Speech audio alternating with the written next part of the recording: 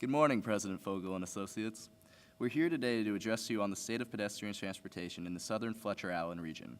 While it was designed primarily for vehicular traffic, it was created in such a way that pedestrian traffic can move safely. As such, many of the sidewalks are selectively placed on only one side of the road, thus confining foot traffic as well as reducing crosses at intersections from 4 to 2. As you know, President Fogel, this is a newly designed area with a different infrastructure than the rest of campus. There are recently constructed and renovated parking lots and access routes, changes which require clear and easy rerouting of pedestrians.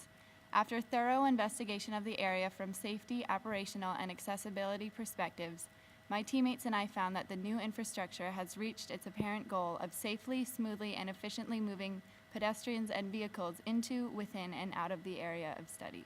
From the safety and security perspective of our analysis, walkways are a prime concern as they are the routes along which the pedestrians travel. While the quality and cleanliness of a sidewalk might not affect a healthy walker, a bumpy, dirty path bullies wheeled pedestrians off of their vessels and possibly onto the road, causing conflicting movements of pedestrians and automobiles. The poor quality sidewalks of East Ave are a prime example of this and prove to be a real nuisance for skateboarders, bicyclists, and handicapped. Those daring enough to take to the street encounter a narrow shoulder, debris-filled parking lane which is spotted with cars and heavy traffic. Although shoulder widening, street cleaning, or a bicycle lane are all possible solutions, simply redoing the sidewalks so that they are smooth and level should be sufficient to keep pedestrians off the road and out of the way of cars. The poor lighting towards the southern end of East Ave and Kerrigan Drive could be easily fixed by strategically placing a few street lights or one emergency blue light. However, since this area is right next to a police station, this issue is not of utmost importance. Further down the northern end of East Ave, there lies an extremely dangerous dirt path traversing up the steep hill towards the hospital. The sign says to use at your own risk, and most students that live in this area do, as this path is really the only direct route to campus. However, as soon as it rains, this path becomes mud, which can easily freeze and become slippery. This trail needs to get regraded with sufficient gravel, and the handrail should also be extended up the entire slope to prevent anyone from falling down the hill into traffic. A stairway would be ideal, but also much more costly. Another dangerous pathway is a steep drop-in on Kerrigan Drive near Rowell. It's fresh pavement, tempts longboarders and bikers, and is extremely dangerous for wheelchairs. Making this path even more dangerous is the fact that it's right next to a 90-degree turn with reduced visibility. The landscaping features on the corner of this turn should be maintained at a low height to increase driver visibility, and the path should also potentially be connected to a sidewalk via a crosswalk, since this is a popular longboarding hill already. Through our study, we identified 3 areas of high pedestrian traffic: the signalized intersections at Main Street and University Heights and East Avenue and Kerrigan Drive, as well as the non-signalized intersection near Rowell Hall. These are the areas on which we focused for evaluating the level of service. Level of service is a rating of a road or walkway relating its maximum capacity to its peak level flow. The ratings go from A for free flow conditions to F for maximum congestion.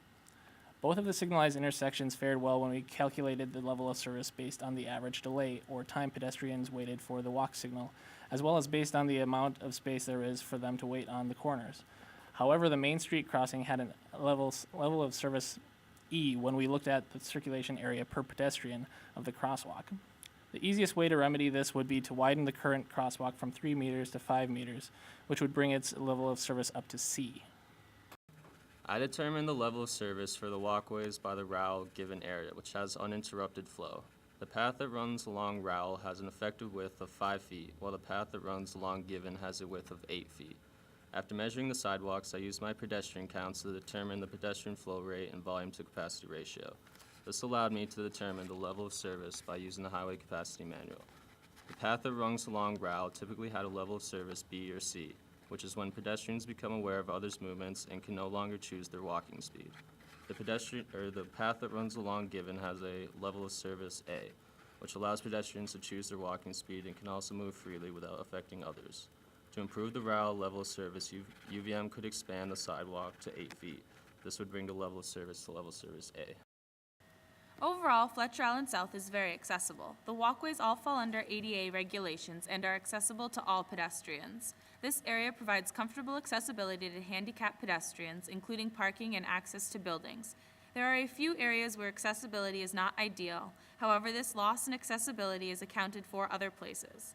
When it rains, there are some drainage issues, and there are 3 doors to Given without handicap accessibility, but there are accessible routes mapped out.